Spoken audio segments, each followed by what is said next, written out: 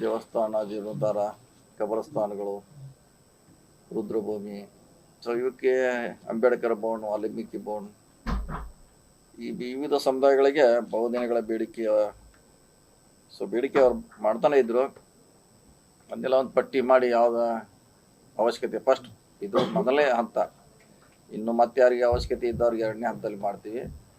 ಈಗ ಸುಮಾರು ಒಂದು 25 ಕೋಟಿವರೆಗೆ ಹೆಚ್ಚು ಕಮ್ಮಿ ಅಂದಾಜು ವಿವಿಧ ಸಮುದಾಯಗಳಿಗೆ ಅವ್ರ ಬಹುದಿನಗಳ ಸುಮಾರು 20 ವರ್ಷ, 30 ವರ್ಷ, ಕೆಲವು 40 ವರ್ಷ ಬೇಡಿಕೆಗಳನ್ನ ಪದೇ ಪದೇ ವ್ಯಕ್ತ ಮಾಡ್ತಾಯಿದ್ರೆ. ಇವತ್ತನ್ನ ನಮ್ಮ ಸರ್ಕಾರ, ಸಿದ್ದರಾಮಯ್ಯ ಸರ್ಕಾರ ಅವರಿಗೆ ಕೊಡುವಂಥ ಪ್ರಯತ್ನ ಮಾಡಿದ್ವಿ. ವಿವಿಧ ಇಲಾಖೆಗಳಿಂದ, ಬೇರೆ ಬೇರೆ ಇಲಾಖೆಯಿಂದ ಅನುದಾನ ಬಿಡುಗಡೆ ಮಾಡಿ ಸುಮಾರು 25 ಕೋಟಿವರೆಗೆ ಅಂದಾಜು ಆಗುತ್ತೆ.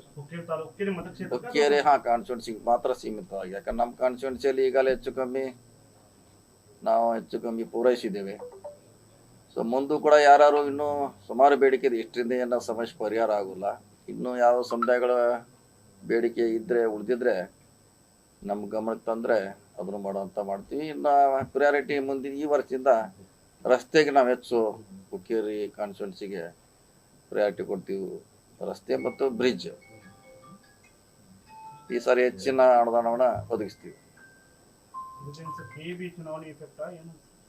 ಹಂಗೂ ತಿಳಿಬೋದು ಅಥವಾ ಬಹುದಿನ ಬೇಡಿಕೆ ಅಂತ ಎರಡು ಹೆಂಗೆ ಬೇಕಾದ ಹಂಗೆ ಯಾವ್ದು ಬೇಕಾದ ತಿಳ್ಕೊಬೋದ್ರಿ.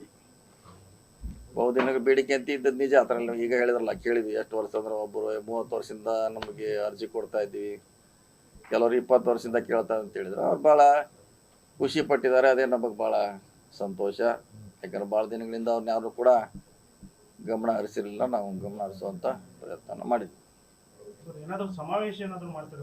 ಇಲ್ಲ ಈ ಸಮಾವೇಶ ಮಾಡುವಂಥ ಚುನಾವಣೆ ಅಲ್ಲ ಇದು ಮನೆ ಮನೆಗೆ ಹೋಗಿ ಮತದಾರರಿಗೆ ಭೇಟಿ ಆಗುವಂಥ ಕಾರ್ಯಕ್ರಮ. ಈಗ ನಮ್ಮ ಕಾರ್ಯಕರ್ತರು ಮನೆ ಮನೆಗೆ ಹೋಗಿ ಪ್ರಚಾರ ಮಾಡ್ತಿದ್ದಾರೆ.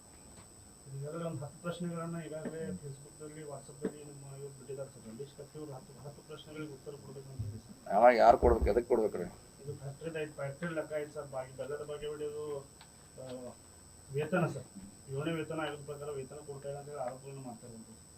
ಯಾರು ಕೊಡ್ಬೇಕ್ರಿ? ನಮ್ಮ ಹೆಸರು ನಾವೇನು ಬರ್ದಪ್ಪ, ಯಾರು ಬರ್ದಿರ್ಬೇಕು ಪಬ್ಲಿಕ್. ನಾವ್ಯಾವ್ದು ಬರ್ದಿಲ್ಲ.